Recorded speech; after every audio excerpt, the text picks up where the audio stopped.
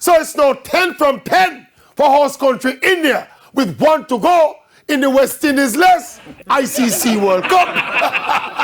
The marauding Indians are waiting on the other semi-final to determine who the next lamb to the slaughter will be. And we know this is sports and the ball is round and anything can happen and blah, blah, blah.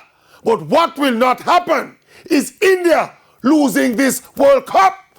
Potent and powerful batting, depth, quality and variety in bowling. Fielding is sharp.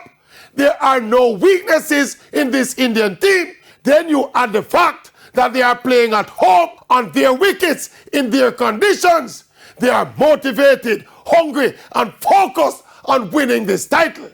If there is a way how India can lose this World Cup, me no see it. Australia, after a slow start, and South Africa have been brilliant in the tournament. But let me tell you this, whether South Africa or Australia or the two of them combined, the only team that could conceivably beat India in this World Cup is the West Indies of the 70s and 80s.